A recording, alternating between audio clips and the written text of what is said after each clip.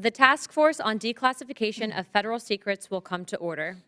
Welcome, everyone.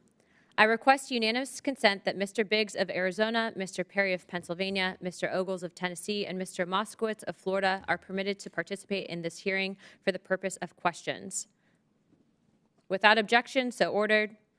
Without objection, the chair may declare a recess at any time. I now recognize myself for the purpose of making an opening statement. Good afternoon, esteemed colleagues, distinguished guests, and fellow Americans watching today. We stand at a pivotal moment, a juncture where history demands our unflinching attention and our unwavering commitment to the truth. The assassination of President John F. Kennedy on November 22, 1963, remains one of the most defining and haunting events in our nation's history. For over 6 decades, questions have lingered, shrouded in secrecy and speculation. With the recent efforts made to declassify over 80,000 pages of classified documents, fighting against the request of redactions, combined with prior releases under the previous administration, we have an unprecedented opportunity to peel back the layers of the dark day and lay bare the facts for all to see. For the first time in years, we are seeing a complete cooperation between the U.S. government enterprise. Today marks a historical day in our nation's history. After over 80,000 pages were declassified by this administration and previous documents declassified under previous admins were located at the National Archives, it is time to present the findings to the American people so that they can determine the truth for themselves. What has been alarming to me is the amount of stonewalling the federal government put forward to hide this information from the American people. The days of overclassification in the name of national security is coming to an end. The revelations emerging from these files are nothing short of staggering, discoveries that challenge the long-held assumptions and raise profound questions about what we've been told happened on that day. Investigators poring over these pages have uncovered evidence that demands our scrutiny, evidence that suggests the official narrative may have been incomplete at best and at worst deliberately obscured. It has become apparent that in this investigation, some factions of the federal government did not want to be transparent. This type of perspective cannot exist in a free and fair society, and today we have called some great witnesses. To be quite honest, we had more, but for various reasons, those individuals did not want to come forward. I also understand the implications that this has on the family, and it is not our objective to reopen old wounds, but to ensure that what happened to President John F. Kennedy can never happen again in U.S. history. That can only be done if the truth is known to the American people and the facts are able to speak for themselves. The courage of those who are here today, experts in their fields, underscores the gravity of this moment. Their testimony will help us piece together a puzzle that has been fragmented for too long. Let me be clear. There are sincere concerns and discrepancies regarding the Warren Commission pushing forward a narrative without all the facts and, according to testimony of various witnesses, omitting evidence. I would also further argue that the handling of this investigation has largely contributed to the deep distrust the American people have had with the federal government and various intelligence agencies. It is those facts that I hope to present to the American people today. For years, we've relied on a report that, while maybe well-intentioned, was built on a foundation of omissions and half-truths. Now, with these newly declassified documents, we can confront those discrepancies, whether it's inconsistencies in witness accounts, overlooked intelligence, or the troubling indications of interference that investigators are just now bringing to light. This is not about rewriting history for the sake of sensation. It's about honoring our duty to the truth and to the citizens we serve. As we begin this hearing, I ask you to approach it with open minds and steadfast resolve. The American people have waited long enough. They deserve answers, not obstruction. They deserve a government that trusts them with the unvarnished reality, not one that hides behind locked vaults. What we uncover today may unsettle us, but it will also empower us to learn from the past, to protect our future, and to ensure that transparency triumphs over secrecy. Let us proceed with the seriousness this moment demands for the sake of justice, for the memory of President Kennedy, and for the soul of our republic. Thank you. I would like to now recognize Ranking Member Garcia for the purpose of making an opening statement. Well, thank you very much, Chairwoman Luna. Before I begin, I just want to just publicly first congratulate you on a, I think, tremendous effort, obviously, within the Congress and your support of new parents in the Congress. And I also want to recognize the hard work that many folks from our caucus as well participated in, but I think that was a very courageous step forward, so I want to just congratulate you on your success so far, and we look forward to the days ahead there. Now, I've been asked to serve as the ranking Democrat on this task force to ensure that we remain focused on transparency and have a focus on the truth. Now, declassification of historical documents and careful review of the research can always provide us new and meaningful information to the public on a variety of topics. Now, for this hearing, I do have some broad remarks about declassification, but I want to start with, I think, really grounding us in who President Kennedy was and some facts about the president and his legacy. Now, we know that President Kennedy's assassination was a defining moment in our history and a genuine trauma for millions of Americans and people across the world. It has been, of course, an object of interest for decades. It's also a very human tragedy. President Kennedy was a son, a father, a brother, and a husband, and we should never lose sight of his family, and they're having to revisit this moment over and over again, as of course it's an important moment in American history. And I also don't want to lose sight of President Kennedy's legacy. President Kennedy stood proudly for American leadership. He fought for values all over the world. In the face of Russian threats, he told the free people of Europe that he stood with them. And he told the world, of course, over and over again, that America would stand for peace and for justice. And I want to read a quote that he said that America would, quote, pay any price, bear any burden, meet any hardship, support any friend, oppose any foe to assure the survival and the success of liberty, end quote. We know he founded the Peace Corps, USAID, and his patience and restraint guided the world through the Cuban Missile Crisis. He reminded us that, and I quote, civility is not a weakness, and sincerity is always subject to proof, end quote.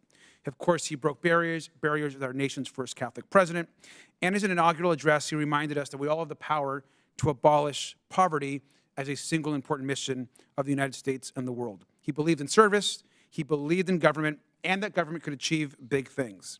He also, of course, fought for everyday things that Americans cared about. He fought for unions. He fought for federal workers to organize. He increased the minimum wage.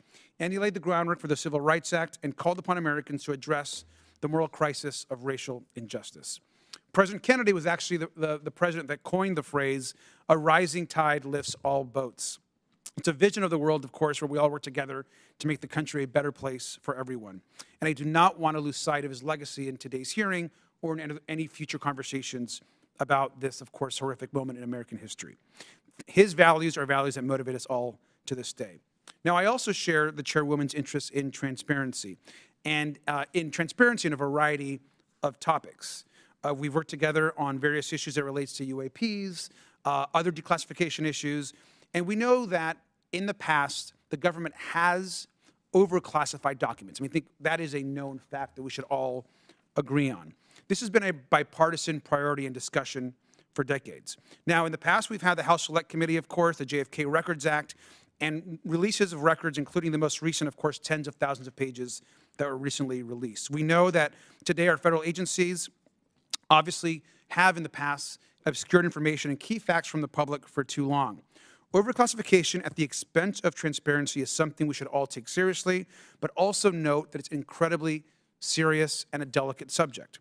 Now, the CIA and the FBI, to be clear, particularly from this period of time in history, were deeply flawed institutions. To be clear again, the CIA and the FBI routinely overclassified documents in many instances, not just on the subject of President Kennedy and the assassination, but in multiple other subjects as well. And so I think it's important that we understand that, particularly during this period of time, there was an overclassification of documents on a variety of subjects. So it's of course responsible that we stick to facts, that we don't speculate, but certainly also allow new information to come into this hearing and for the public. It's important that we recognize that this process and safeguards do exist for a reason, and I hope our witnesses today will focus their testimony on information which is grounded in facts, in truth, and they provide this task force with more information. I hope that we have an informative and respectful hearing, and I yield back. Thank you, Chairwoman. Thank you, Mr. Garcia. Thank you, Mr. Garcia. Our witnesses today are Mr. Oliver Stone. Mr. Stone is an Academy Award-winning director and has directed more than 20 feature films, including JFK in 1991. Mr. James DiEugenio. Mr. DiEugenio is a researcher and expert on the assassination of former President Kennedy. He's an accomplished author and has written numerous books regarding the assassination of President Kennedy. Mr. Jefferson Morley. Mr. Morley is a researcher and expert on the assassination of former President Kennedy. He is currently the editor of JFK Files. and Mr. John Davison. Mr. Davison is Senior Counsel and Director of Litigation at the Electronic Privacy Information Center, where he works on a number of issues pertaining to data privacy and protection. Pursuant to Committee on Oversight and Government Reform Rule 9G, the witnesses will please stand and raise their right hand.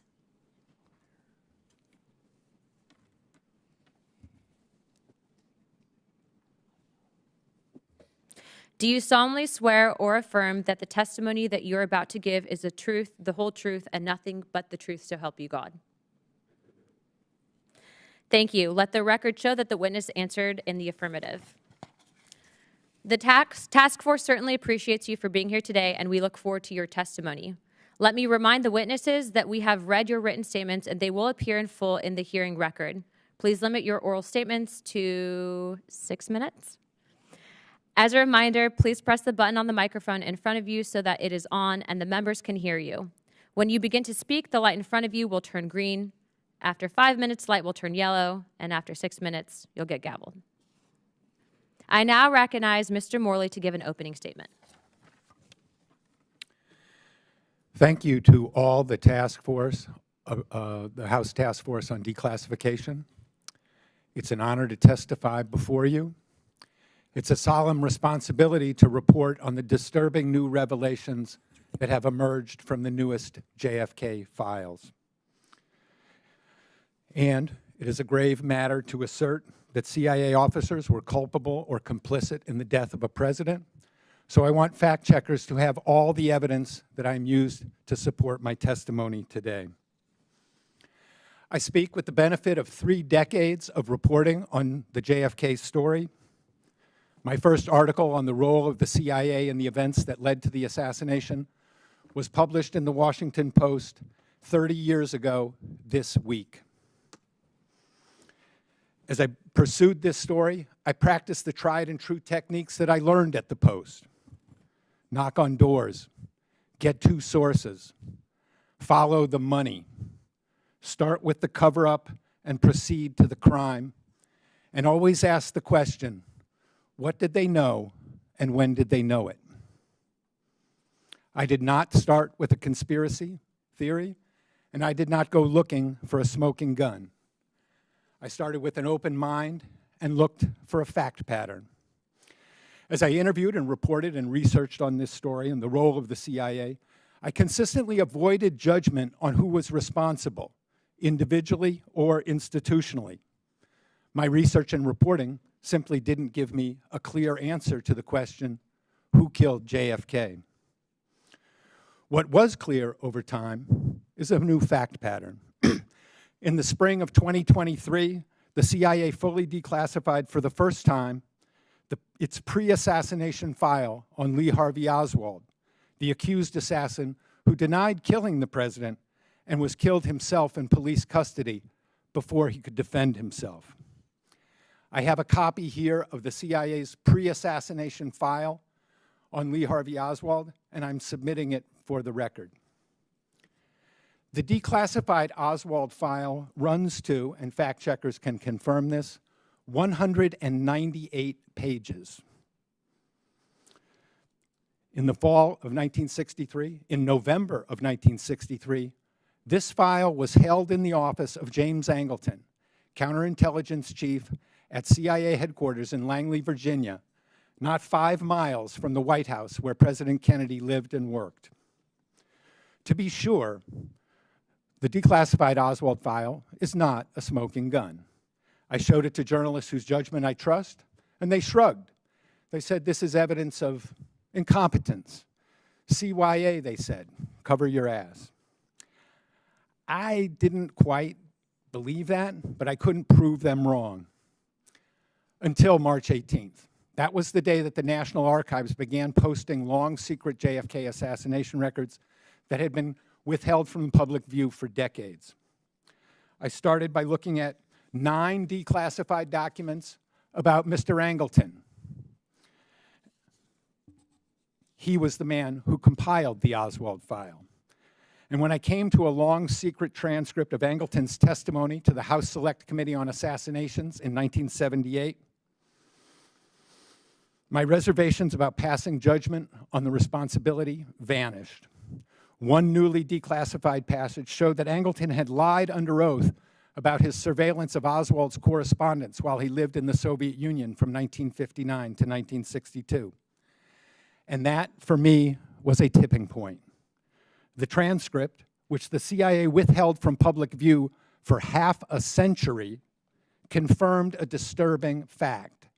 James Angleton is the third senior CIA officer known to have lied under oath about what they knew about the alleged assassin Oswald before JFK was killed. The first was Deputy Director Richard Helms. He lied to the Warren Commission in May 1964 when he said under oath the CIA had only, quote, minimal information about Oswald before JFK was killed. 198 pages of information cannot be truthfully described as minimal. The second CIA officer who lied was George Joannides, chief of the Covert Action Branch of the Miami Station in 1963. His agents in the top-secret AMSPEL program generated propaganda about Oswald's pro-Castro activities both before and after the president was killed. 15 years later, in 1978, the CIA inserted Joannides into the House JFK investigation, and he blocked any investigation of contacts between Oswald and his AMSPEL agents. Obstructing Congress cannot be considered evidence of incompetence. And this is what I believe in summary. One false statement might be incompetence. A second false statement might be CYA for the first false statement. But 3 false statements by top CIA officers about Kennedy's accused killer, that is a pattern. It's a pattern of misconduct. It's a pattern of malfeasance. If 3 police officers lie about their knowledge of a homicide defendant, that cannot be considered exculpatory evidence. To the contrary, it shows guilty knowledge and criminal culpability. It is, in a word, incriminating. The new fact pattern leads to a new conclusion. We know now what they knew about Oswald and when they knew it. We know now that Richard Helms, James Angleton, and George Joannides were responsible for or complicit in the death of the president, either by criminal negligence or covert action.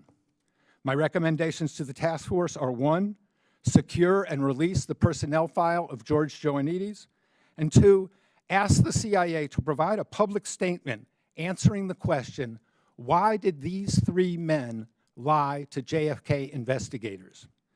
The answers will help fulfill the task force goal, the president's goal, and the people's goal of full and complete JFK disclosure. Thank you. I now recognize Mr. Stone for an opening statement.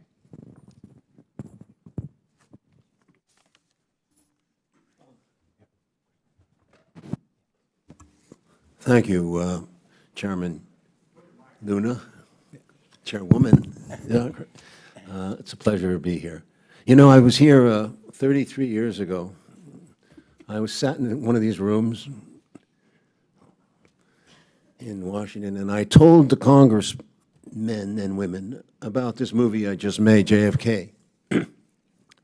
And half of them were wondering what all the fuss was about. It was just a movie.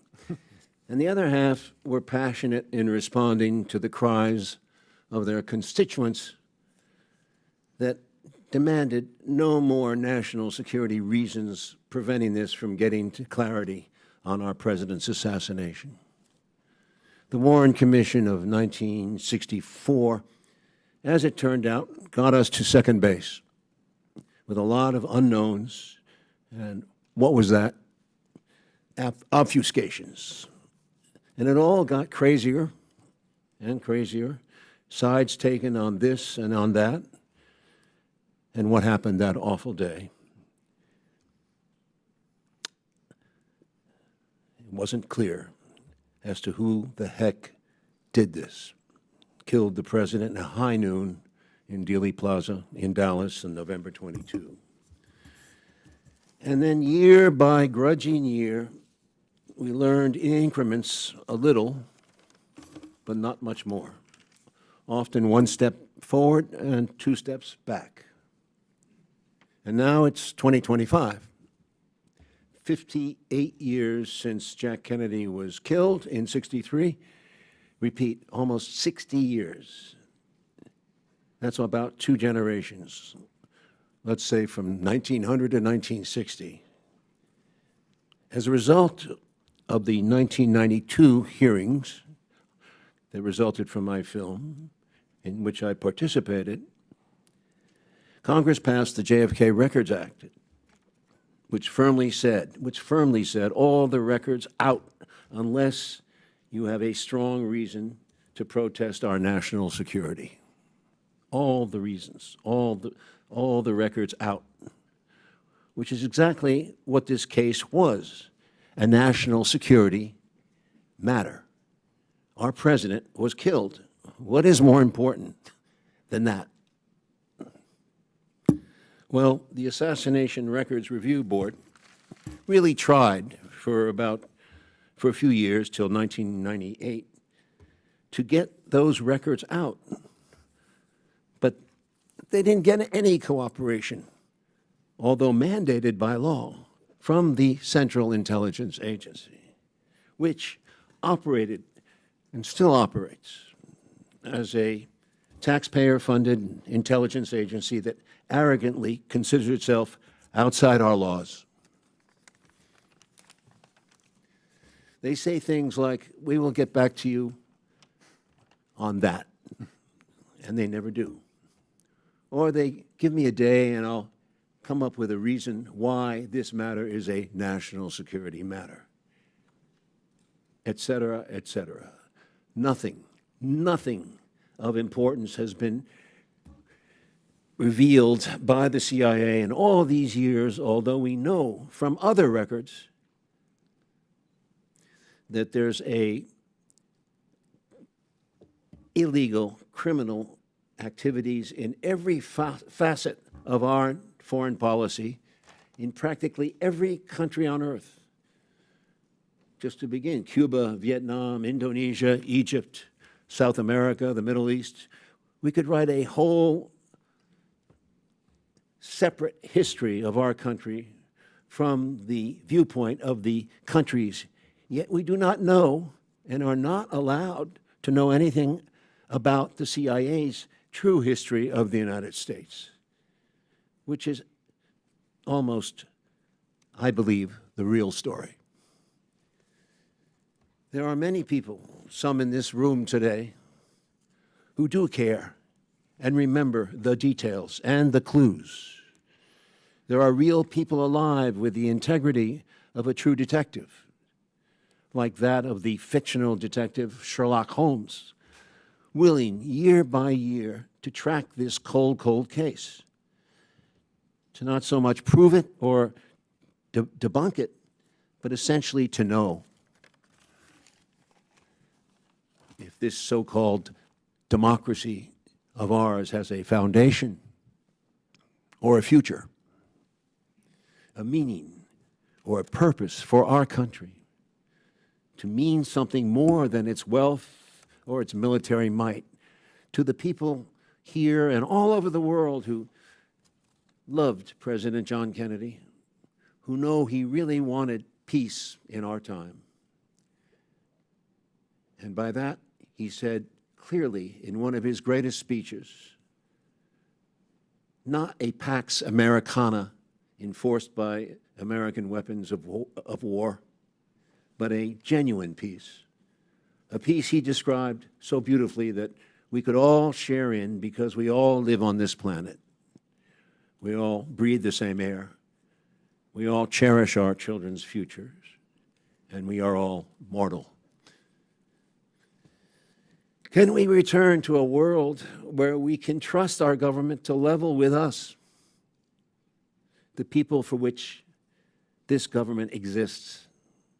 And if some people in power betrayed our Constitution and chose the path of war over peace, let the rest of us see past the lies and let us hear what we think happened. And with that knowledge, let us forgive, but not forget the transgressions, and let us praise the representatives, Democrat and Republican, who believe with the vast majority of the American people that the truth is the greatest treasure a Socratic soul can attain in this lifetime. I ask the committee to reopen what the Warren Commission failed miserably to complete. I ask you in good faith, outside all political considerations, to reinvestigate the assassination of this President Kennedy from the scene of the crime to the courtroom, which never happened, but which means the chain of custody on the rifle, the bullets, the fingerprints, the autopsy that defies belief, and that if it were a murder, we'd have given to the poorest man dying in a gutter. Let us reinvestigate the fingerprints of intelligence all over Lee Harvey Oswald from 1959 to 1960, his violent death in 1963.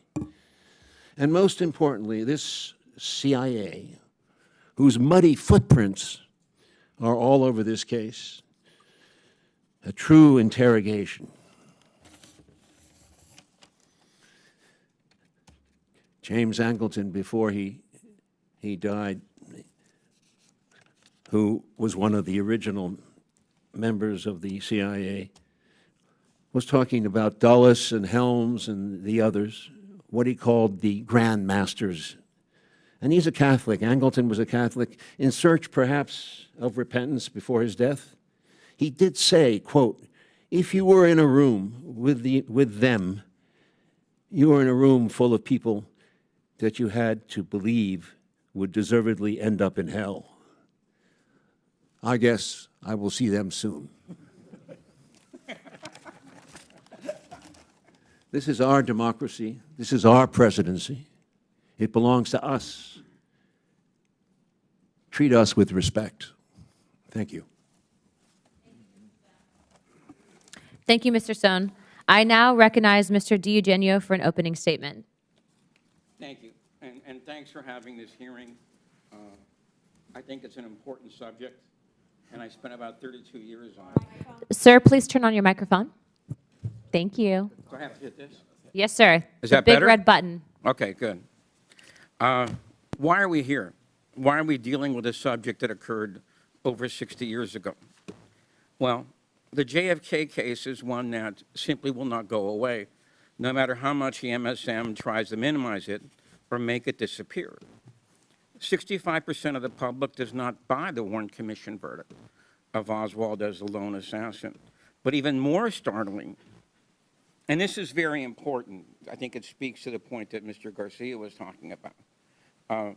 Over 90% of the public believes that something monumental happened after the Kennedy assassination, that the United States went from a country that was bathed in triumph and optimism after World War II to one that was now covered with cynicism and skepticism. All right, so as you can see, me, Oliver, and Jeff are not alone in those feelings. All right. Now, what's the immediate reason why we're here today is, well, according to a congressional statute, we should not be here. And I'm sure you're aware of this, because the JFK Records Collection Act said that in October of 2017, everything on the Kennedy case should be declassified, no matter what. And President Trump actually talked about this about a week and a half before it was supposed to be done. And he said he was looking forward to doing this. And by the way, if you know the statute, he was the only one who could stop it from happening. So on the day this was supposed to occur, he was visited by some higher-ups in the intel community. And under their, I believe, unwise advice, he reversed what he had said. He did declassify some documents, but not all. But before anybody jumps on me, I don't want to say that this is a partisan issue, because President Biden was pretty much the same thing, all right? And some would say, like my friend Andrew Eiler here, that he might have been even worse on this subject. Now, during the last presidential campaign, candidate Trump was reminded of this reversal. It was not by the MSM, of course. It was by two independent broadcasters, Joe Rogan and Andrew Napolitano. And I think this was the impetus for him to sign the executive order, which he did. And to his credit, he added the much ignored King case and the RFK case.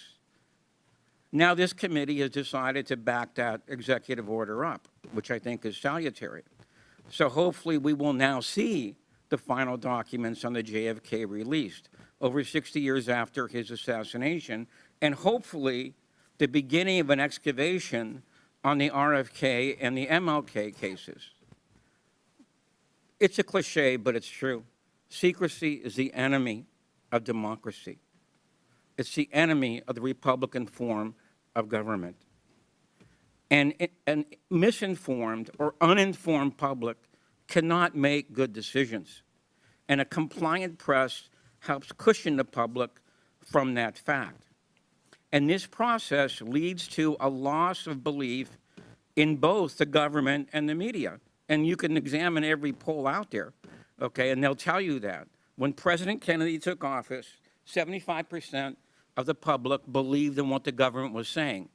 By the 90s, it was down to 19%, all right? The biggest year drop was the year the Warren Commission was issued, all right? Now, from the beginning, the FBI and the CIA, as these two gentlemen have mentioned, have refused to divulge all the information they have had about the murder of President Kennedy. And I want a popular example, which I'm sure everybody here is familiar with. I'm sure you're all familiar, because it actually made it into the MSM, about the Schlesinger memo. This was the memo written by Arthur Schlesinger at JFK's request to do a top-down reorganization of the CIA, because he believed that he was deceived and lied to about the Bay of Pigs invasion. All right? Now, I'm sure you also know that that was censored. About two of the most important pages were censored by the CIA, okay? These dealt with a very important subject, which is the control of the State Department by the Central Intelligence Agency. That many of these State Department employees overseas are not really State Department employees. They are really CIA guys undercover. And Schlesinger cited the Paris office, all right, which is very important, because these guys are trying to overthrow de Gaulle at the time, and JFK gets on the phone with the ambassador and says, look, I don't know what these guys are doing half the time. Okay, so I don't even know if we're involved with this covertly or not. All right, and he was trying, and Schlesinger's memo was trying to get control of that. Now, my friend Andrew gave me, it's bad enough that the 2 pages were cut, but the CIA version of the Schlesinger memo, and you should all know this, the CIA version of the Schlesinger memo cut it by 60%, all right? And of the remaining pages, about 40% of those pages were totally redacted. And this is what I mean. How can you be an informed person when you don't even know this stuff? You know, when you have a first gatekeeper, in this case the Central Intelligence Agency, keeping you from the wishes of what JFK and Arthur Schlesinger were trying to do. All right? All right.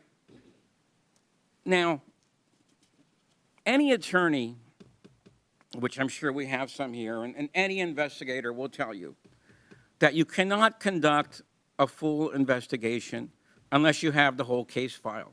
Well, here we are in 2025, still looking for the end of that case file, you know, on the JFK case. Now, let me relate in closing 2 episodes from the last attempt of getting all these documents out there. This is which I'm sure you're familiar with, the ARB, the Assassination Records and Review Board, which my friend here said lasted from 1994 to 1998.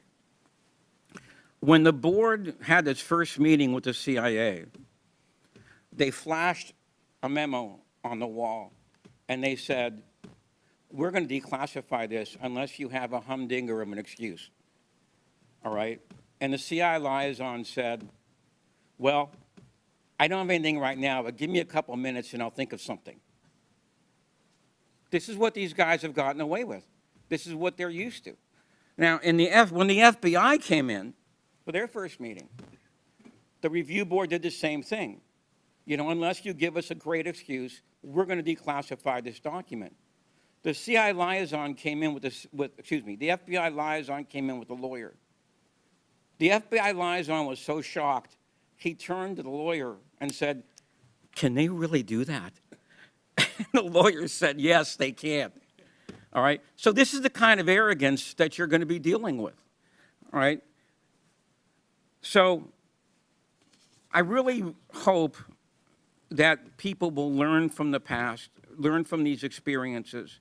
You got a difficult road ahead of yourselves, and I congratulate you on trying to change things. The FBI and the CIA should not have the last word on JFK's murder. You should. Thank you, sir. I'd like to now recognize Mr. Davison for an opening statement.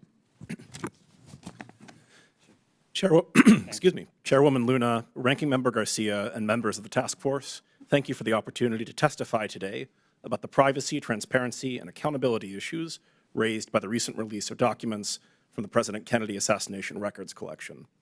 My name is John Davison, and I am the Director of Litigation and Senior Counsel at the Electronic Privacy Information Center, or EPIC. EPIC is an independent nonprofit research organization established in 1994 to protect privacy, freedom of expression, and democratic values in the information age. As this task force knows well, the assassination of President Kennedy was an event of surpassing historical and political significance, one that has engendered more than 60 years of investigation, analysis, and debate.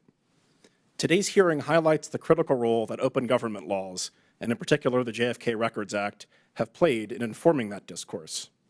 As the Supreme Court has written, open government laws are one of the key mechanisms for holding the governors accountable to the governed.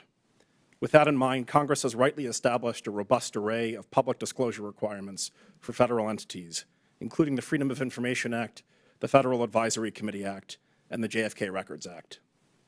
Having spent decades to secure the transparency of government records, EPIC firmly supports the objectives of the JFK Records Act and the fulfillment of its disclosure mandate. But given that many federal records contain sensitive personal information, Congress has also made it clear that government transparency must be balanced with the protection of privacy. Disclosing personal information is inherently invasive and can expose individuals to a broad spectrum of secondary harms, including identity theft, fraud, reputational harm, psychological harm, stalking, harassment, doxing, and vigilantism. Accordingly, the FOIA, the FACA, and the JFK Records Act all establish that the disclosure of records is not required to the extent that such dissemination would constitute an unwarranted invasion of personal privacy. Together with the Privacy Act, these provisions ensure in principle that the federal government only disseminates personal information to the extent that the public interest in disclosure outweighs the privacy interest of the individual to whom the information pertains. To fulfill this dual mandate of transparency and privacy protection, federal agencies consistently conduct a detailed review of documents prior to release, redacting personal information, or sometimes withholding records in full, where disclosure would cause unwarranted privacy harm. For example, when processing FOIA requests, the National Archives is ordinarily careful to withhold records about a living individual that, if released, would cause a clearly unwarranted invasion of personal privacy. In the past, NARA has also conducted extensive reviews of documents subject to the JFK Records Act to identify and request the withholding of any Social Security numbers or financial information of living persons. By all appearances, these procedures and safeguards were completely bypassed in last month's hurried release of 60,000 pages from the JFK Records Collection, which led to the public disclosure of Social Security numbers and other private information of more than 400 former congressional staffers and other former officials, some of them still living. This shocking violation of privacy has compounded a national trauma and distracted from Congress's stated goal of informing the public through the JFK Records Act. Security experts, as well as those directly harmed by the breach, have deemed it outrageous, sloppy, unprofessional, astonishing, foolish, incompetent, egregious, almost criminal, and a breach of a first-grade elementary level rule of security. NARA has reportedly begun to reach out to individuals affected by the breach, and the White House has promised free credit monitoring services and new Social Security numbers to those affected. But these steps are too little, too late. The bell can't be unrung. There are several lessons to draw from this episode. First, Congress has mandated that agencies take steps to prevent unwarranted invasions of privacy resulting from records disclosures for good reason. This incident illustrates why those procedures must be followed, even when logistically or politically inconvenient. Congress should explore updates to the FOIA, the Privacy Act, and other federal record statutes to ensure that such procedures are both readily enforceable and followed without exception. Second, while prompt disclosure of public records is essential, fire drills that make it impossible to ensure the redaction of sensitive personal information are a threat to privacy and to the public. Although it is difficult to see how any agency could have completed an ongoing review of 60,000 pages within the 24 hours abruptly allotted, this incident serves as a reminder of the need to adequately fund public records offices throughout the federal government to ensure that they can carry out their weighty and growing responsibilities in a timely fashion. Third, this breach, while deeply serious, is a drop in the bucket compared to the wrongful disclosure of personal information now occurring within and between federal agencies. Failing to rein in the ongoing government-wide misuse of systems of records by largely unaccountable actors risks far more dangerous consequences. Thank you for the opportunity to testify today.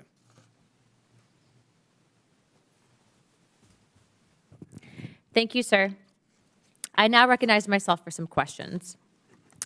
Mr. Morley, why do you say that the Oswald file was sitting on the desk of James Angleton a week before the assassination? Can you really prove that? Yes, I can. In the Oswald file, on page 254 and on page 275, you'll see a routing slip on 2 FBI reports about Oswald. And on November 15th, 1963, and November 14th, 1963, you'll see the initials JAR on the routing slip. That stands for Jane Atherton Roman. She was the liaison officer for Mr. Angleton. So when she signed for those 2 FBI reports, we have proof positive that they were on Mr. Angleton's desk. Are you saying that the 3 men, Angleton, Helms, and Joanides, plotted to kill the president? No, I am not saying that. I'm saying that they were engaged in covert activities related to Lee Harvey Oswald that have never been disclosed. And that's the imperative for the task force, to obtain those records of that secret operation. Real quick, I'd like to enter into the record a document that was actually one of these declassified documents of the CIA rejecting the lone gunman theory. Without objection, so ordered. Mr. Morley, who was George Joanides, and why do you emphasize the importance of getting this file? George Joanides was a career CIA officer. In 1963, he was chief of the Covert Action Branch of the Miami Station. His agents had contact with Oswald before the assassination. His agents in the top secret program, AMSPEL, generated propaganda about Oswald's pro-Castro activities both before and after the assassination. When Mr. Joanides was questioned by congressional investigators here on Capitol Hill in 1978, he was asked who was running these Cuban students who had all this contact with Oswald. The investigators had no idea that they were looking at the answer to their question. And Mr. Joanides, who had been running that Cuban student group, told congressional investigators, "I don't know. I'll get back to you." That was obstruction of Congress. That was an obstruction of an investigation of the president's assassination. His records have never been fully released by the Central Intelligence Agency, and they obviously should be. Mr. Morley, you actually had written an article specifically addressing a whistleblower that had reports at the CIA, potentially showing information that Oswald was in Mexico City. Can you speak more to that? I was approached a few years ago by a man who had worked inside the CIA, had a very high security clearance. And in 2018, he came to me and said he was concerned that there was a JFK assassination document that he had read while he was working at the CIA, and he was afraid that it would never become public. The man was taking considerable legal risk by talking to me. He was talking about classified or potentially classified information. So I published his story last year without his name, which is not something that I usually do. I don't like stories with anonymous sources, but I felt that it was important to get out, and he felt it was important too. I have spoken with him, and he says he is willing to come public and tell his name under his own story with assurances that he will not face legal retaliation. I hope that's something that can be arranged in the near future. Thank you. Mr. Stone, if you could for a moment, you had mentioned earlier about some anomalies in the autopsy. Would you be able to speak to that? I have about a minute and 19 left. One of the things that we did in our documentary, JFK Revisited in 2021, was show as much as we could about the autopsy, including the fact that there are 40 people still alive, as far as I know, who witnessed at Parkland and at Bethesda a large gaping wound in the back of President Kennedy's right head, indicating a shot from the front that blew out the rear of his, and they all point, if you look, there's a picture, they all point to the same place on camera, right here, in the back of his head. That's one very disturbing point. Additionally, there's a lot of inconsistencies in what was seen and done. The tracking of the bullet, the concept of a magic bullet, which deserves a lot of deserves your reexamination. And I think Jim is more expert in this than I. If I can point to him, he's my researcher. Well, thank you. I'm sure that will be in the next line of questioning. I'd like to now recognize Mr. Garcia for 5 minutes. Thank you, Madam Chair. Thank you again to our witnesses for all of your testimony. Just want to run through a few questions that might bring some clarity on some of the opening statements. And I do want to just recognize also and restate the concerns that we should all have about overclassification over the last few decades, especially when it came to the CIA and the FBI. Mr. Morley, I know you didn't say this explicitly in your testimony. I just want to clarify. I think it's good for the record. Now, we know that your research, of course, is very focused on what the U.S. government knew about Lee Harvey Oswald. I think you made that also very clear. You believe Lee Harvey Oswald fired the shots who killed President Kennedy.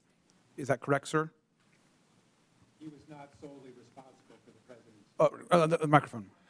No, I don't believe that President Lee Harvey Oswald shot President Kennedy. No. I don't think the evidence supports that. You don't think the evidence supports that he fired the shots? He might have fired a gun. He was not the intellectual author of the president's death. Okay, and I wanted to clarify, because I think the firing of the shots, just wanted to clarify that you do believe that he fired the shots. No, I don't. Okay. That has not been determined by the evidence. Okay. Well, I want to just get you to clarify that. Now, I want to also just say a few points. You, Mr. Morley, you have said that the CIA was not forthcoming with Congress in past investigations. Correct, sir? Yes. Okay. I know you have said that you also you have said that CIA counterintelligence was also either new information or could have been responsible in some sort of broader plot. Is that correct, sir? Correct. Okay. But you have said, I think, just to correct what you said, you have said, though, that there is no direct evidence as of today that the CIA committed the assassination. Is that correct? I would say that the fact pattern that has emerged in last month shows culpability or complicity in the president's death. But no direct evidence. Is that correct, sir? We have very direct evidence of the CIA's surveillance of Oswald. No, I'm not asking about that. I agree with you, sir. I mean direct evidence that the CIA is connected to the assassination. All of these events connect the CIA to the assassination. And I understand that, sir. I'm just telling you my interpretation of what's been presented is that I have not seen direct evidence. I'm not saying, by the way, that that the CIA or the FBI haven't been involved in a variety of covering up information in the past. We know that to be true, but I just want to make sure that I'm very clear that I have not seen direct evidence yet. Okay. Thank you. I want to just recognize again, the overclassification issue is an issue, and I appreciate that clarification. I also think it's important that we're very clear with the public that we shouldn't be no one should be defending the CIA or the FBI, particularly from this period of time. I think they were involved in very questionable practices, not just on this issue, but on a variety of issues, so I understand that. I want to also just note that we should follow, of course, the facts wherever they go. Mr. Morley, in the run-up to this hearing, I know that there was some public reporting about this video that has been referenced. It's never before seen video of the shooting. Now, that video itself is not a secret. I mean, JFK researchers have known about this video for a few years. Is that correct? For decades, yes. Okay. And the film is not definitive about Oswald's whereabouts at the time of the incident.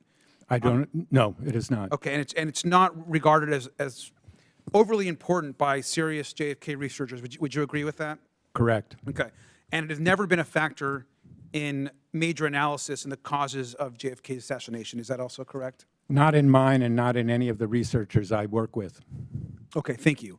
And I think it's important to clarify that because I think there's a lot of speculation and Yes. interest in the video, but I think we should be very clear about what the video actually is.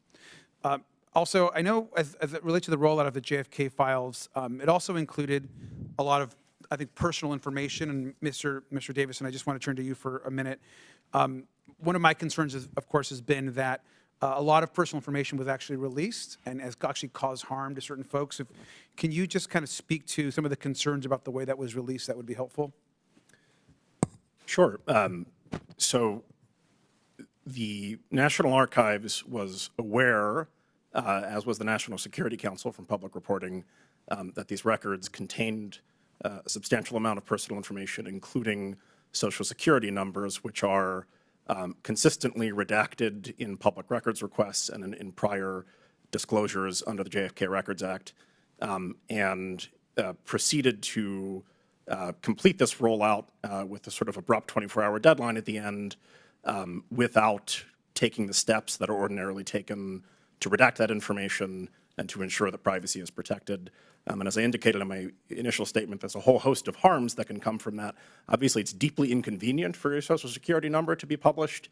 It is, the White House has said they will issue new Social Security numbers, but there's a lot of harm that can happen in the meantime. And updating that information for an individual is tremendously complicated. Thank you. My time is concluded. So I just want to add to that point that as we declassify and work with the archives and others, we've got to make sure that people's personal information, of course, isn't being used in a way that's negative and can dox their family. So thank you. Agreed. Thank you, Mr. Garcia. And I will now recognize myself for 5 minutes. First of all, I want to say thank you to all of our witnesses who are here today. I also believe I want to say that the American people deserve transparency, not just on JFK files, MLK, Epstein list, all the things. I also want to say I'm grateful to President Trump for keeping good on his promise for transparency. This is a man who literally also took a bullet for his country. And I agree with you, Mr. Stone, on your testimony and your opening statement. Giving our country, giving our democracy meaning and a purpose for a nation. And that, to me, personally means getting to the bottom of the truth, getting the truth out of whatever three-letter agency is hiding information, whether it's from Congress, whether it's from the American people. But sunshine literally is the best medicine. And we've just seen over the last few years, regardless of your politics, but we saw 51 intelligence leaders sign a letter saying the Hunter Biden laptop was fake. Turns out that was a cover-up. We saw a presidential candidate and Donald Trump spied on by the political opposition. We saw Biden's health care, his health. The previous administration lied to the American people about the president's health. They called his falling down cheap fakes. We saw the origins of COVID covered up by a government. We saw documents after documents, hidden from the American people. Donald Trump was treated differently when they found documents at Mar-a-Lago versus the way Joe Biden was treated when they found documents in his garage. The government tried to cover it up, tried to cover from him. We were lied to about drones just in the last few months. And so when we talk about this, the deep state, not only was it around during JFK's assassination, but it's here today. It is right before our eyes. And they are doing this in real time with regards to the Epstein list. which the government still has not released today, and the American people deserve to know who rich and powerful is on that list and who the government is covering up for. So for decades, we've seen this happen, and I'll get to a few questions. Mr. Morley, I want to start with you first. You said, according to your testimony, in asking, what did the CIA know and when did they know it? What do you think that is? What is the answer to that question? I just want to say, I want to preface my remarks by saying I'm a liberal Democrat, and I don't shy away from that. That's part of my reporting, and that's part of my reputation for straight shooting. What did the CIA know about Lee Harvey Oswald, and when did they know it? A whole lot. 198 pages worth of information were on the CIA's desk when President Kennedy left for Dallas. So that foundational fact should guide us in understanding what happened. So who do you think fired the shot? I don't know. You don't know, but you don't believe it was Lee Harvey Oswald? Oswald was not the intellectual author of Kennedy's death, even if he fired a gun that day. Who do you think was the intellectual author of Kennedy's death? Kennedy's enemies high in his own government is as specific as I can be based on the available evidence. Probably CIA and Pentagon. How long had the CIA been surveying Lee Harvey Oswald before the assassination attempt? 4 years. 4 years. And what are some of the highlights of the CIA's pre-assassination file on Lee Harvey Oswald? They started reading his mail on November 9th, 1959, and they intercepted a number of letters between him and his mother. Those letters were forwarded to James Angleton in the summer of 1962. In the summer of 1963, Oswald attempted to infiltrate the CIA's favorite Cubans in New Orleans. He was arrested. The FBI sent reports on Oswald's arrest to Angleton's staff. They knew that he had attempted to infiltrate a CIA-funded group, that he had been arrested. And then they learned that he had attempted to travel to Cuba, a violation of U.S. law at the time, and he had made contact with a KGB officer in Mexico City. Okay, Mr. Morley, did the CIA or FBI have intelligence prior to the assassination of President Kennedy that Lee Harvey Oswald intended to kill him? No. Did the FBI did not either? No. No one did. And then how do we, Mr. Davison, how do we make sure the government is more transparent with Congress? You have 20 seconds. Good luck. I think in general, the most important thing is to provide the resources to agencies to process public records requests or requests from Congress so that this information can actually be reviewed and disclosed in a timely fashion, whether you are concerned about the truth of the statements that you raised at the top of your presentation, or if perhaps you want to understand more about the Trump administration's hateful campaign against trans individuals. Either way, you would require more resources for public records disclosure and requests. Okay, and just for clarification, Mr. Morley, this is about as nonpartisan as this committee gets. So, good job. Thank you. I'll now recognize Congressman Christian Morphy for 5 minutes. Thank you, Madam Chair. President Kennedy's grandson, Jack Schlossberg, said, "Conspiracies surrounding JFK's death have shifted focus away from the important lessons of his life and the critical issues of the moment." So I'd like to focus a little bit on some of those lessons and issues. Mr. DiEugenio, it's the start of baseball season. Go Cubs. So let's begin with JFK's 1960 letter to Jackie Robinson, in which JFK highlighted Robinson's role in the civil rights struggle.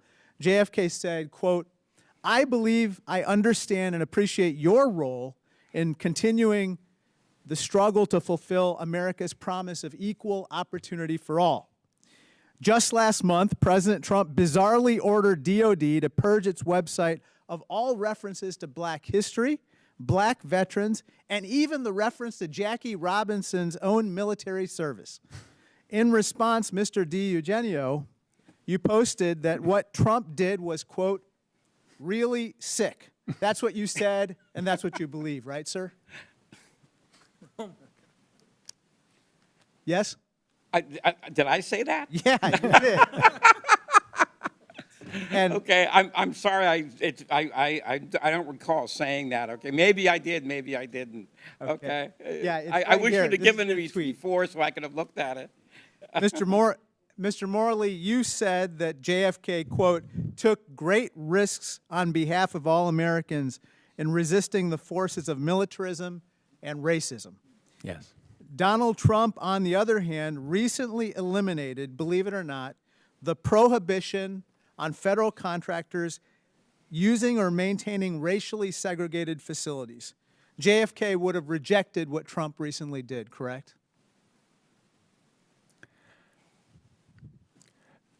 You know, I was invited here to talk about the JFK files, and I don't want to make a partisan political issue of it. Like I said, I'm a liberal Democrat, and if in general I had to choose between a conservative Republican like Donald Trump and a liberal Democrat like JFK, I would choose JFK.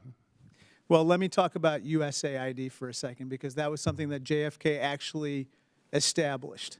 Sir, recently, USAID is now being shuttered. Again, that is something that is a very important part of his legacy, and that's something that he would have opposed, obviously, correct? I think President Kennedy would have said that no government agency is sacrosanct, and I'm sure he would have said that any federal agency that should be abolished should be done in consultation between the President and Congress. And that hasn't been done here, yes, sir? Not that I know of. Let me turn to another topic. Mr. Stone, some of your films, such as Platoon and Born on the 4th of July, were inspired by your own military experiences in the Army when you deployed to Vietnam in the 60s, right? That's correct. We have this picture here of you in Vietnam. Thank you. I thank you deeply for your service. We actually found a picture of you in Vietnam, and you were awarded the Bronze Star for Valor, correct? That's correct. You've written that your Bronze Star was because of your actions during a, quote, mean little ambush, which had cost you a lieutenant, a sergeant, and even your scout dog, correct? I'm sorry, I didn't hear that. What was he saying? He said, did it cost you a lieutenant and your scout dog, the ambush? No, that's another incident, sir. That was later on in another infantry unit. That was the reason that led to my Bronze Star. Bronze Star came in August of that year. This wound occurred in October of '67. Can I ask you about that? It's ambushes like this where sometimes people are waiting opportunistically to fire upon you, but sometimes they have some type of information that allows them to lie in wait for a surprise attack. And part of that information could be your whereabouts or the timing of your arrival, correct? You're talking about friendly fire or fragging? Is this what you're... Ambush from the enemy. Ambushed, to be ambushed by your own man? Your own troops? Is that what you're saying? Ambushed by the enemy, the adversary. The adversary. Okay. Well, I'm a little confused, but I just want to make the point that, yes, there was a tremendous amount of friendly fire casualties in Vietnam, and there's in any war, I believe. In my experience, 10% doesn't even describe it. I think it's closer to 15 or 20% in terms of friendly fire deaths and wounds. Yeah, Mr. Stone, we'd like to thank you for your service to this country. You are a war hero. You have a Bronze Star and a Purple Heart, and I think this committee reflects that. Thank you. The chair would like to now recognize Mr. Burchett. Thank you, Chair Lady. For over 50 years, the assassination of President Kennedy has been shrouded in secrecy and corruption. The American people have been lied to repeatedly by this federal government. President Trump's executive orders declassified the critical documents, I think, is a step in the right direction. But Congress must ensure that the bureaucrats in Washington, D.C. don't get away with what they've done, and they don't get in the way of transparency. Mr. Stone, I know you've talked about chain of custody, and I'd like to hear your thoughts on some of the NBC videos. And I know that since you've already talked about your service to our great country from '67 to '68, you were twice wounded in action. You received a Bronze Star, a Purple Heart, an Air Medal, and the Combat Infantry Badge.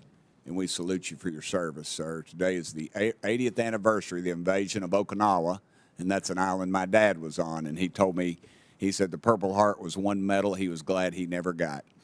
Mr. Stone, I'm going to ask for the indulgence of the chair lady and the members if I could just yield my time to you and you to discuss anything you would like to pertaining to this subject and to ask any of the other men up here on the dais with you any questions you would like.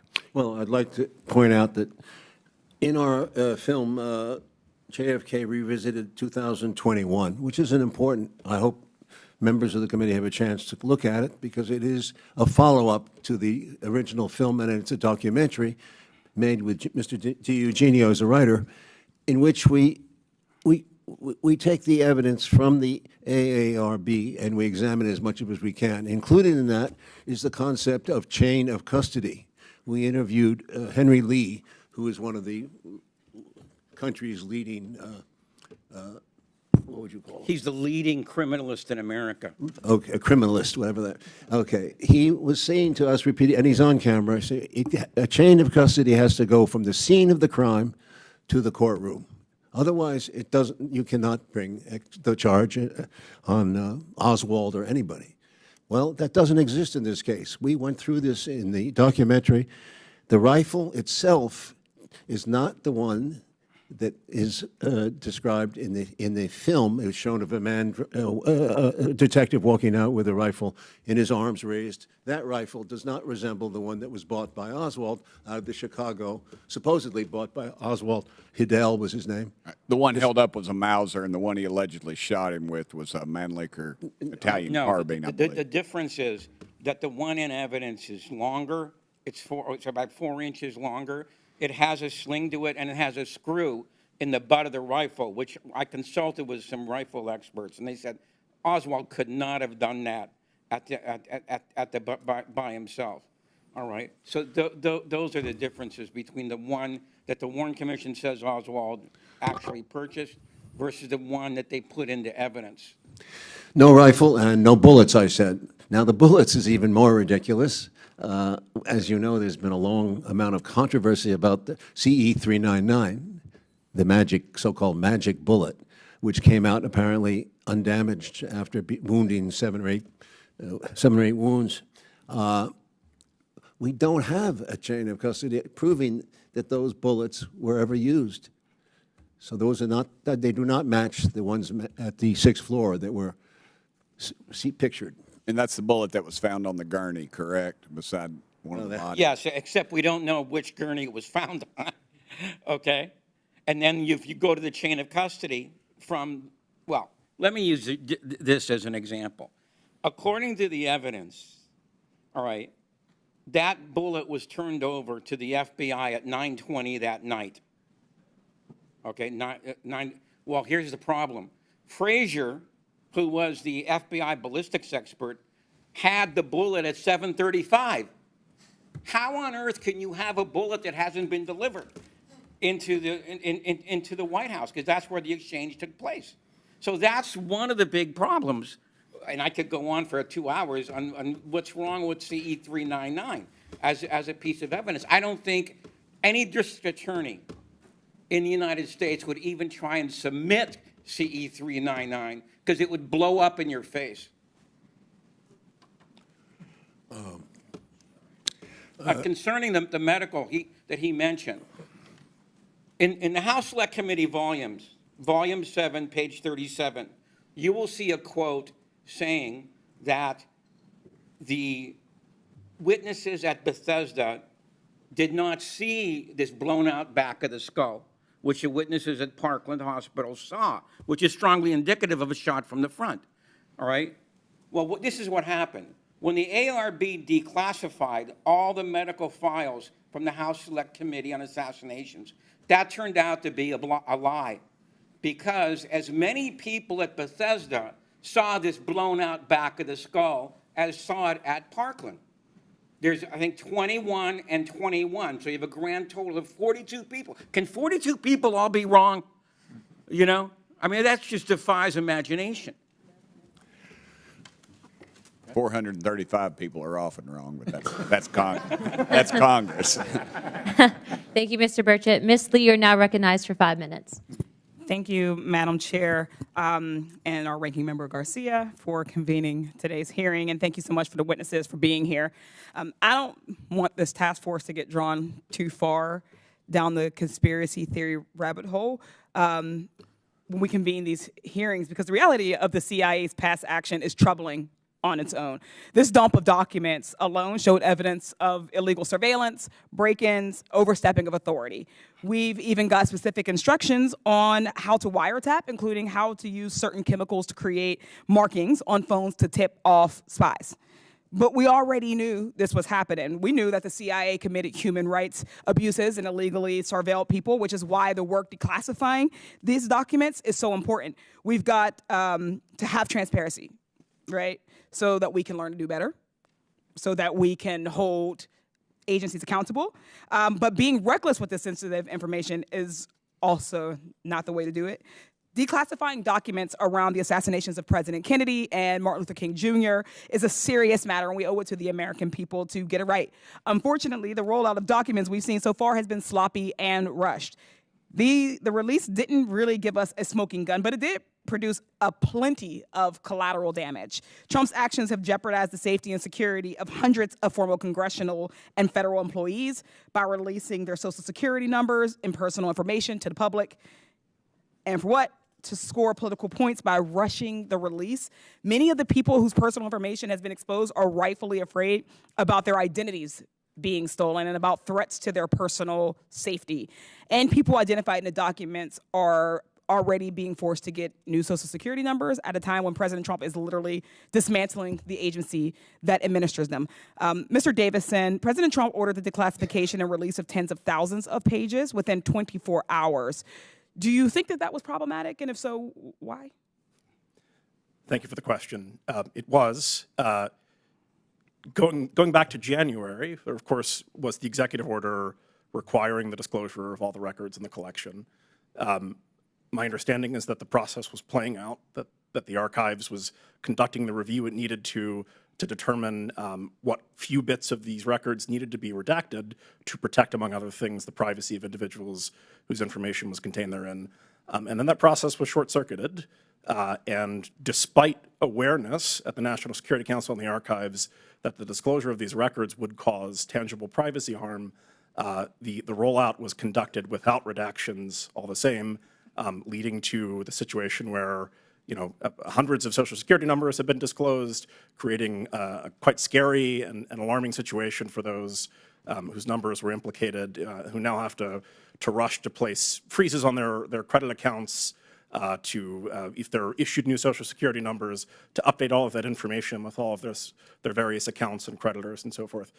So it is a serious issue for the people affected, and it could have been avoided with just a little bit more due diligence of the sort that the archives normally exercises. Yeah, so is there a way that Trump could have protected that personal information?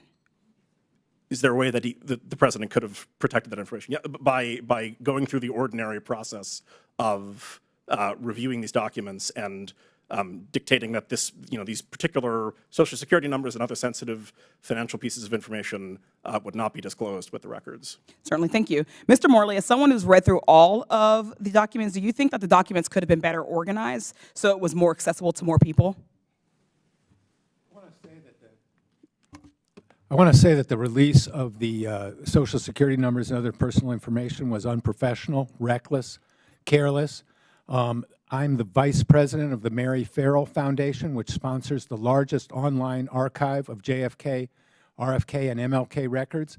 And I was authorized by the president to release this statement about the Social Security numbers.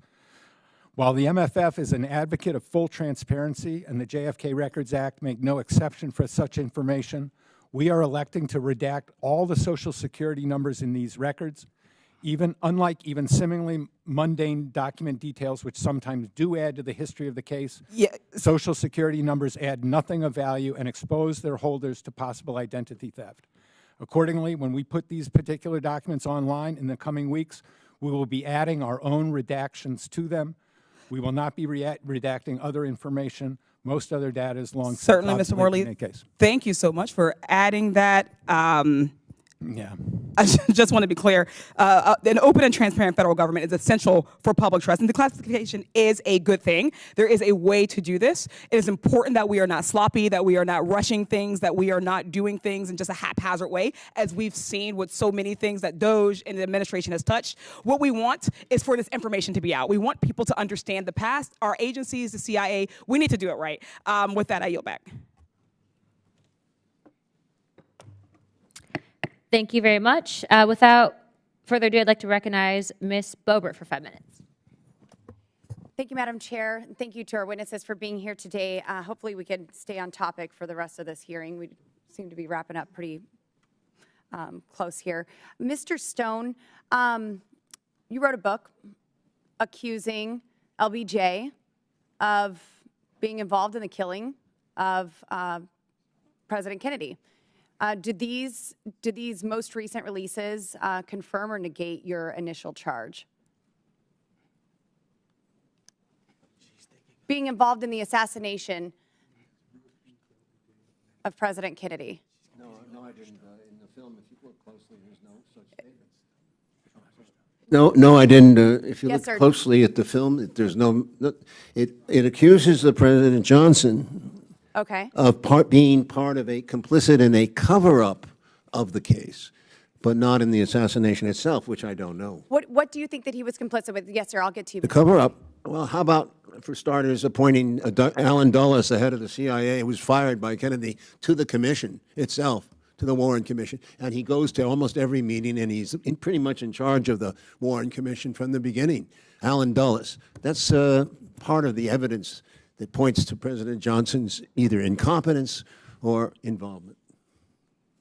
Mr. Morley, I think you had something to add on that. I think you're confusing Mr. Oliver Stone with Mr. Roger Stone. I haven't stated it yet. Who? Sorry. It's Roger Stone who implicated LBJ in the assassination of the president. It's not my friend Is that what Oliver all the whispers Stone. were there? I may have misinterpreted that, and I apologize for that. But there seems to be some alluding of, like you said, incompetence or some sort of involvement there on the back end.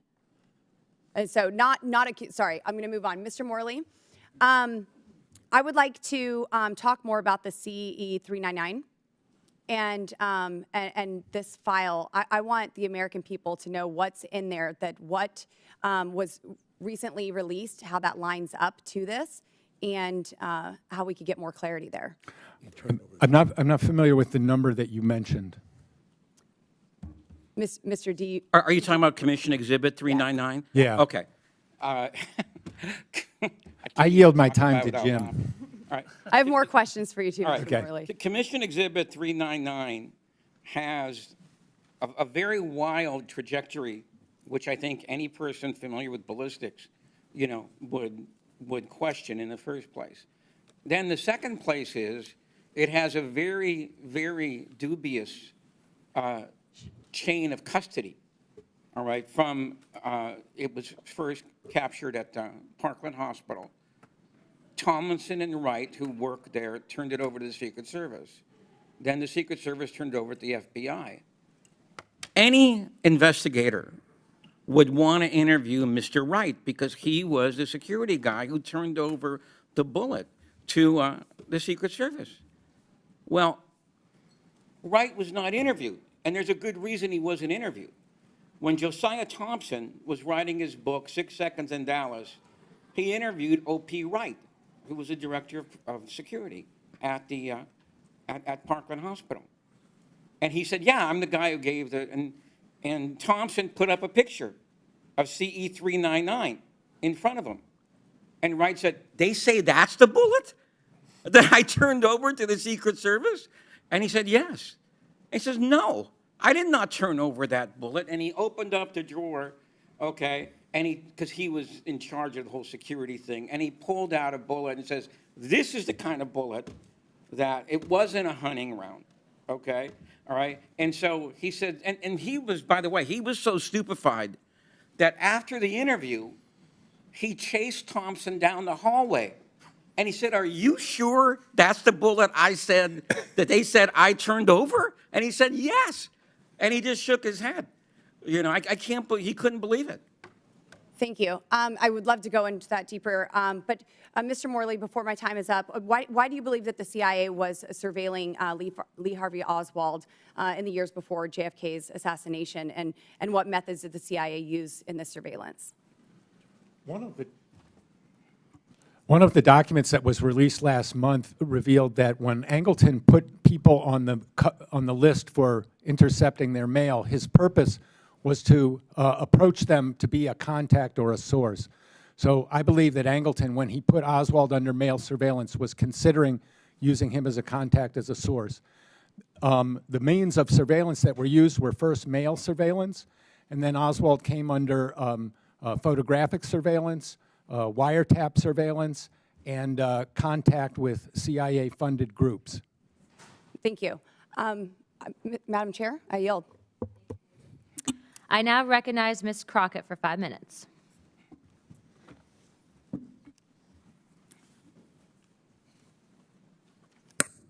Thank you so much. There often isn't too much agreement when it comes specifically to Congress, let alone to this particular committee. And I will tell you that y'all have given me all the feels as someone who had an opportunity to practice law. So when you start talking about things such as chain of custody, these are the things that I used to challenge all the time as a defense attorney. And the reason that I had to make sure that I was here and specifically on today is because on November 22nd, 1963, Texas 30th Congressional District, the district that I represent, became the site of one of the most tragic events in American political history. After being struck by the bullets of an assassin, Lee Harvey Oswald, President Kennedy was rushed to Parkland Hospital, where hardworking physicians from the UT Southwestern Medical Center worked tirelessly to resuscitate him. During the 48 hours between the moment President Kennedy was shot to the moment when Oswald was pronounced dead, Texas 30th Congressional District became the temporary seat of the U.S. government, the temporary seat of the Texas government, the site of the 35th president's death, and the center of the world's attention. While I value government accountability and transparency like most of my colleagues, nearly all the previously classified JFK assassination files are now public and show no evidence of a CIA conspiracy. But what I find funny about this hearing is that the Republicans are here relitigating whether CIA agents lied 60 years ago, but aren't doing anything about the CIA director lying to Congress just 6 days ago. We should be having a hearing on the fact that the unqualified Secretary of Defense and other senior Trump officials were carelessly discussing classified military plans over an unsecure Signal group chat. And instead of providing oversight over the administration's handling of classified information, the Republicans have spent a week trying to convince the American people that the military plans were not classified. So instead of giving a platform to conspiracy theories, and let me be clear, there are holes. I don't want y'all to think that I don't think that there are holes. But when we're looking back, we need to look back so that we can look forward and hopefully do better. So that is why I am bringing us to present day. It might be helpful if we walk everyone through the classification and declassification process, since the Republicans have decided to do it this way.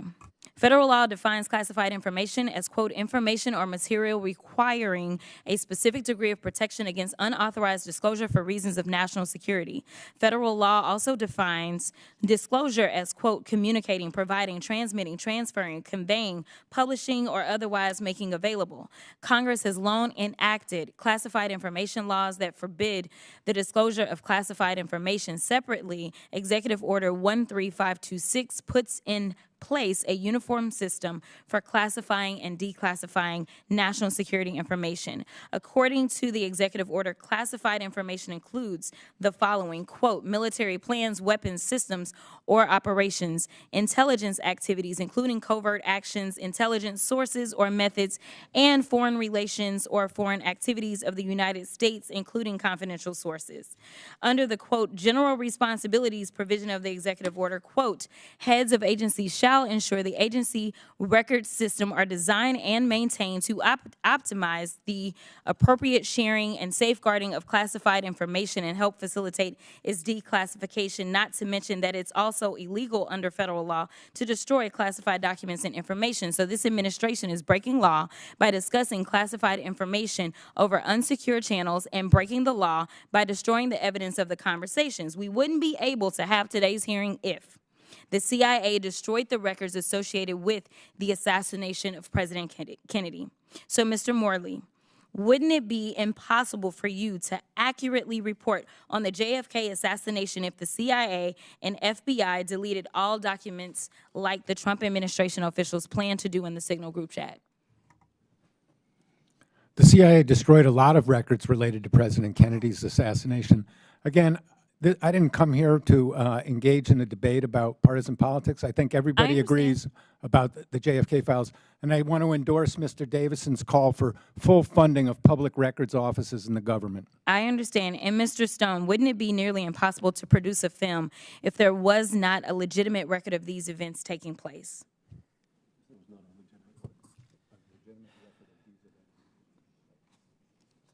Well, that's a very good question. Not really. Oh, I'm sorry. That's a very good question. Not really. I mean, the events unfolded as they did, and right away, from day one, people were pointing out inconsistencies, way before there was an official record of this. Thank you. With that, I will yield.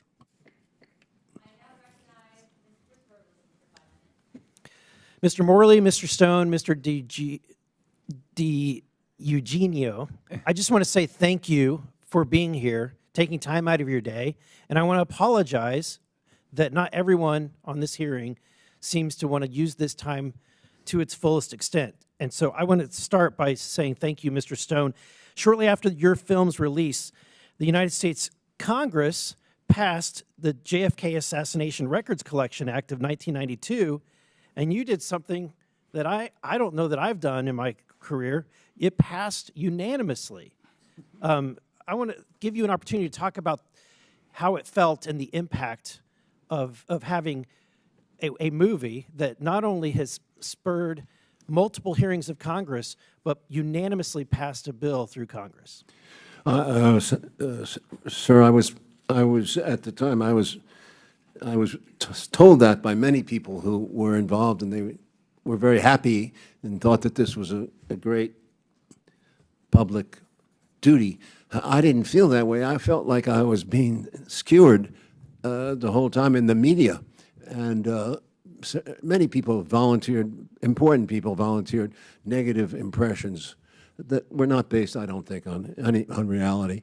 That the people didn't bother to see the film, for example, and were saying that he's got Lyndon Johnson and all that involved and blah, blah, blah, and he's got 55 people, different agencies involved. I mean, this is nonsense. Well, I just want to say on behalf of the American people, thank you for what you did, because thank you. Because of your work, we wonderful. now have documents like this one. Madam Chair, I'd like to enter into the record a CIA document that ends in number 10056. Without objection, so ordered. In this document, it describes that, it dispels the narrative that when Oswald visited Mexico City, that he only met with Sylvia Duran. In fact, in this document, he met with a KGB official. Remarkably, the individual by the name of Kostakov was actually a member of KGB and Department 13. Yeah. Because of your work, we now have this kind of evidence. He actually met with a member of the KGB who was part of the Wet Works, the assassination team. I also want to say thank you because of your work, we have another document that I want to enter into the record. This is ends in 10191. Without objection, so ordered. In this document, we have a testimony that an individual named Francisco Tamayo, otherwise known as the El Mexicano, accompanied Lee Harvey Oswald into Mexico City for his meetings in both the Cuban embassy and the Russian embassy. Mr. Stone, I'm shocked that this narrative has only really been something that we've seen only in the last few years. You would think that the Warren report would have reported the fact that Oswald had met with a KGB individual in the Department 13 of, basically the assassination division, and that he was accompanied by an individual known as El Mexicano that later an FBI report indicated that this individual, El Mexicano, was captured in Venezuela for attempting to assassinate another individual. Mr. Morley, I want to ask you about Mr. Angleton. Who is Mr. Angleton? James Angleton was the chief of CIA counterintelligence from 1954 to 1974.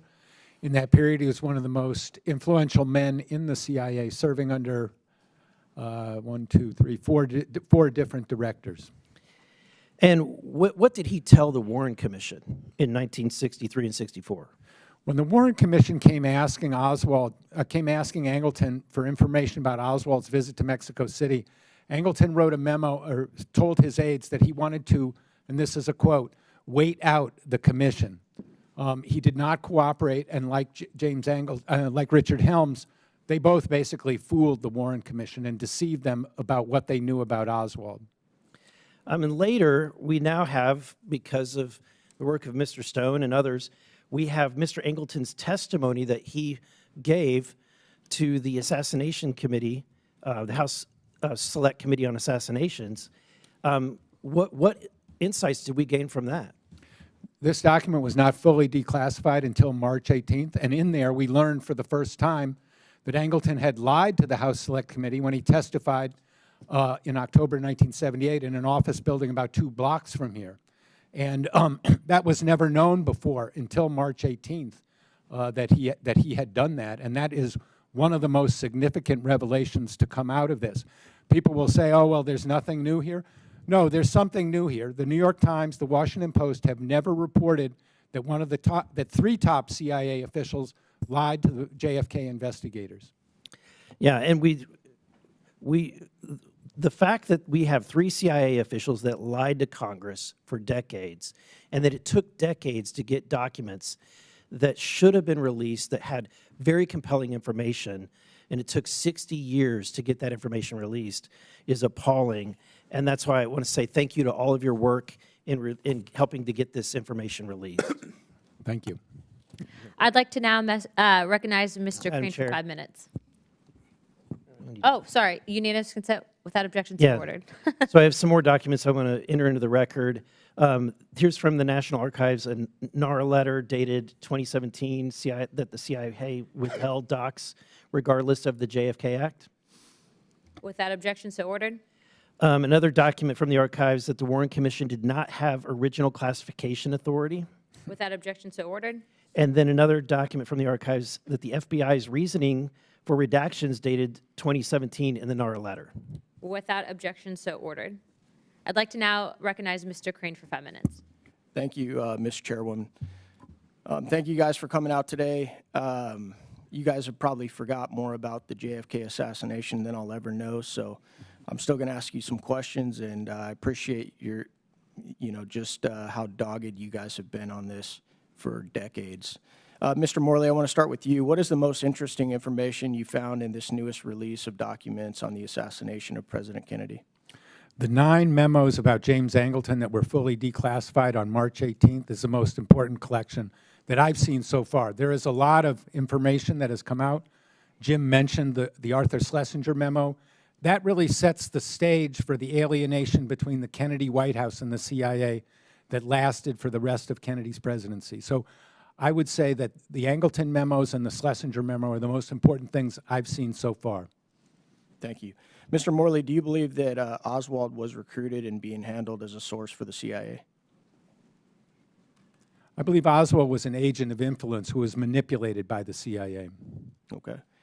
And as I was going through some research, one of the things that I found interesting, and please correct me if I'm mistaken here, any of you guys on the panel, but Mr. Underhill, who was a CIA agent himself, who apparently left D.C. the days after the assassination in a hurry, Gary Underhill then confided in a friend that a clique within the CIA had assassinated Kennedy. He also told his friends that he may need to leave the country and that he feared for his life. Mr. Underhill was then found dead 6 months later. I'm going to start with you, Mr. Morley. Do you find those types of stories surrounding Mr. Underhill to be credible?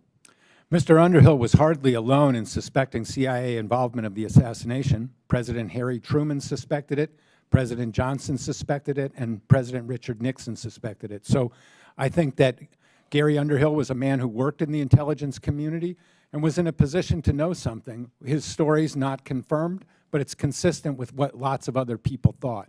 What was his title? Do you remember, Mr. Morley? He was not a CIA employee. He was an arms dealer who assisted CIA in acquiring weapons and shipping them. Do you know how he died, Mr. Morley? I don't know anything more than was reported in the documents. Mr. DiEugenio, do you know how he died? DiEugenio. Sorry about that. You're not the first one. Yeah. Do you know how he died, sir? Mr. Underhill.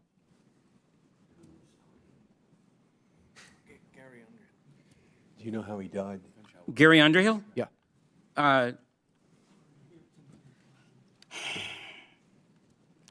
Gary Underhill his body was discovered by his friend Asher Burns, who was a magazine writer at the time.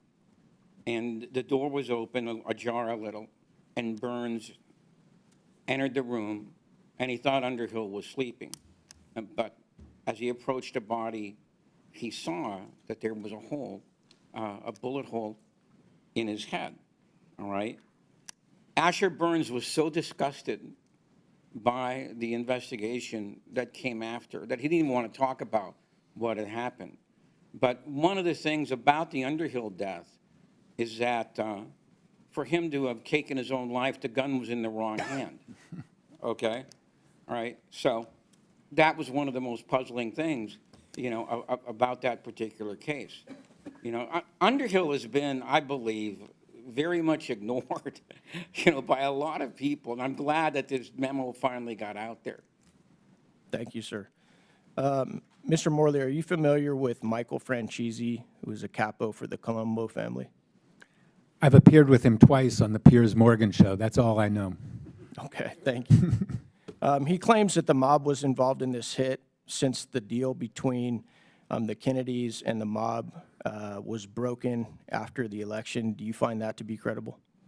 I think Mr. Franzene's contention that the organized crime role in President Kennedy's assassination is very clear, and he said that it was common knowledge among the crime bosses who he dealt with that their role in the assassination was to eliminate the chief witness, Lee Harvey Oswald. Mr. Franzene said that both times when I was on Piers Morgan with him, and I believe him.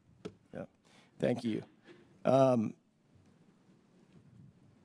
This question is more based on the future, or I should say the present day. After 2 assassination attempts of President Trump within the last year, and the little that we now know about Thomas Crooks and Ryan Ruth, do any of you guys on the panel believe that we are seeing history repeat itself? No. Mr. Stone?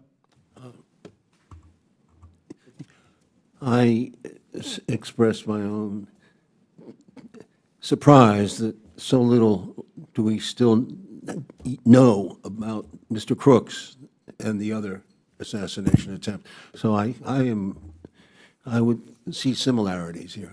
Thank you. I'm out of time. I yield back. Thank you very much. I'd like to now recognize Mr. Gill for 5 minutes. Thank you, Chairwoman Luna.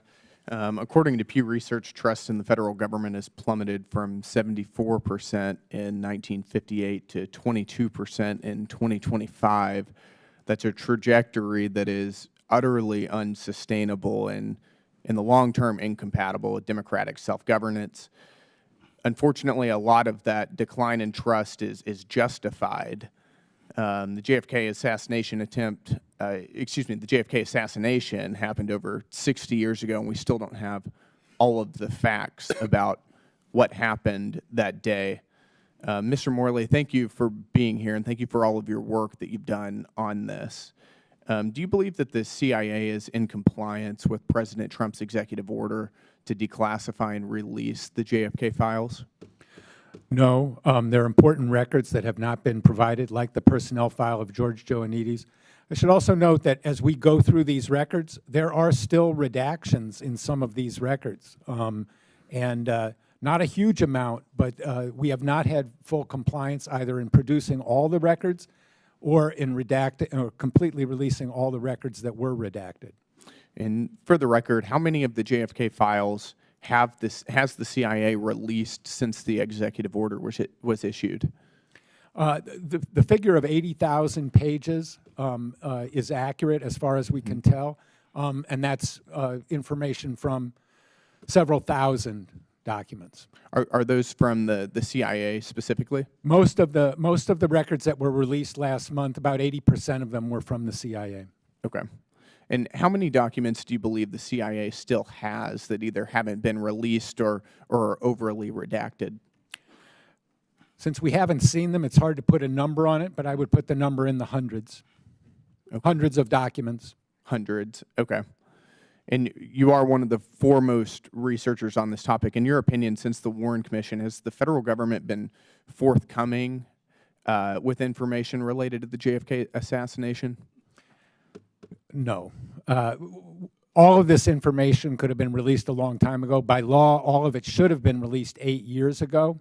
So the attitude of obstruction and obfuscation from the CIA started on November 22nd, 1963, when CIA officers started lying about what the CIA knew. And that attitude, unfortunately, has continued to the present day. And we've had several congressional investigations related to these files. During those inquiries, in your estimation, do you believe that any FBI, CIA, or other government officials have lied under oath or deliberately misled investigators? In my remarks, I identified 3 of them who definitely lied. It's beyond reasonable doubt. Counterintelligence Chief Angleton, Director Helms, and Branch Chief George Ioannidis. Mm-hmm. And given the amount of uncertainty that we have related to these files, do you believe that there's information that we'll never know about because, for instance, maybe the information has already been permanently deleted or the figures involved have died? I'm actually optimistic that we can get to the bottom of this matter. We have a new attitude on the part of the government. We have President Trump's executive order, which strengthens the existing mandates of the JFK Records Act. So I think if the task force and the public and the Congress apply pressure and demand this material, we can get it and we can reach a decisive clarification about the causes of President Kennedy's assassination. Thank you, and I'd like to yield the balance of my time to the chairwoman. Thank you very, very much, Mr. Gill.